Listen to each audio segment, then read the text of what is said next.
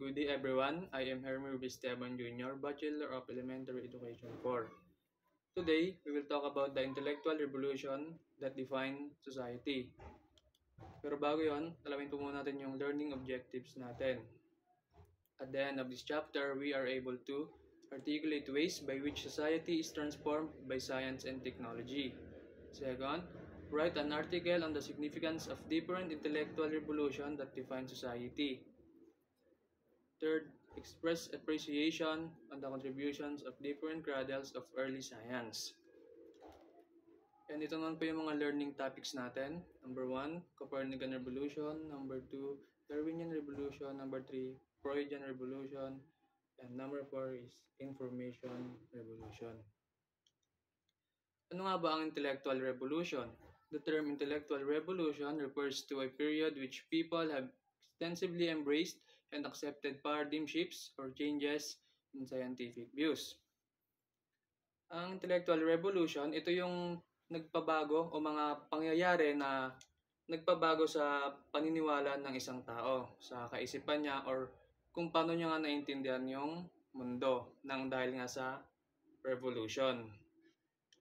Sa ating first revolution ni Nicolaus Copernicus, pinanganak noong 1473 at pumanaw ng 1543, isang Polish astronomer. Copernican Revolution refers to the significant shift to the astronomy from a geocentric model which placed Earth at the center of the universe to a heliocentric model which positioned the Sun at the center. Bago pa si Nicolaus Copernicus ay meron ng isang gumawa ng theory about sa ating universe or sa ating solar system. Siya nga si Claudius Ptolemy, isang Egyptian astronomer, mathematician, and geographer. Created the Ptolemaic system o yun nga yung geocentric. Para kay Ptolemy, ang universe or solar system natin ay isang geocentric. Yun nga yung ang Earth ang nasa center ng solar system natin. But binago yun ni Nicolaus Copernicus na sabi niya naman na ang center ng universe natin ay ang Sun. Yung ibang mga planeta ay pinapalibutan lang ito. Meron ako ditong picture, ayan. Makikita nyo dyan yung geocentric, which Earth-centered solar system. Makikita nyo dyan yung Earth nasa gitna.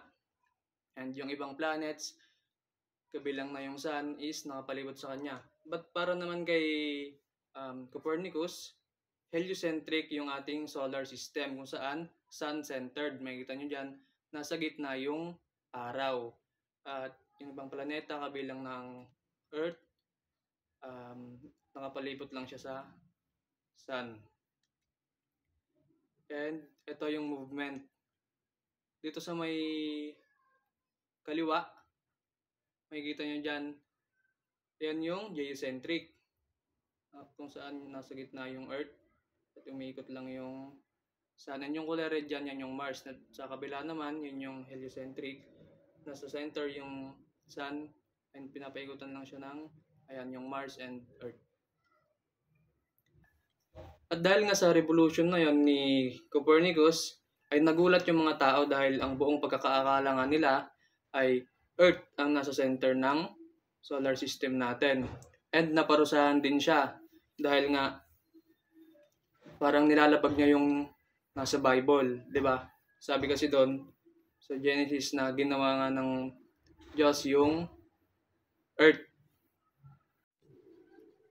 Pero pagkatapos nun, may mga tao din na pinaniniwalaan si Copernicus. And nung pumanaw na nga siya, meron pang mga ibang scientist na nag-aral tungkol sa universe natin na yun nga, na Sun ang nasa centered. Yan, andyan sila Tycho Brahe, Johannes Kepler, Isaac Newton, and Galileo Galilei. Para naman sa pangalawang revolution natin kay Charles Darwin, pinanganak ng 1809 at pumanaw ng 1882, isang English naturalist, geologist, and biologist. Dito naman sa Darwinian Revolution. The Darwinian Revolution refers to the intellectual and scientific upheaval sparked by Charles Darwin's theory of evolution by natural selection, especially after the publication of on the Origin of Species in 1859. Ang nilalaman naman nito ay kung paano nga ba nag-evolve yung mga tao. Naniniwala si Charles Darwin na iis lang yung ancestors natin. And sabi na mula tayo sa unggoy, nag-evolve lang tayo, di ba? Meron nga yung human evolution hanggang sa ito na tayo ngayon. And parang taliwas din sa kanya yung church dahil nga ayon sa Bible, ginawa tayo ng Diyos gamit yung dust o abo. Pero kay Charles Darwin ay nagmula nga tayo sa unggoy tapos nag-evolve lang tayo.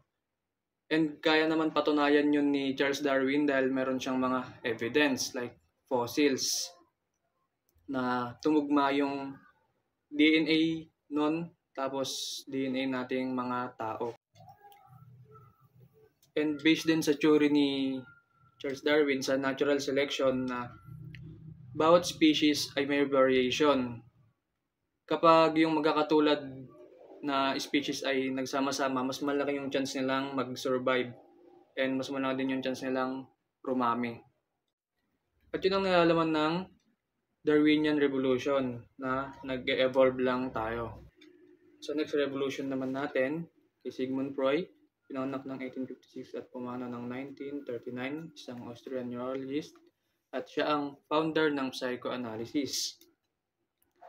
So dito naman sa Freudian Revolution, refers to the groundbreaking shift in how people understand the human mind, behavior, and mental health, sparked by the theories of Sigmund Freud, the father of psychoanalysis.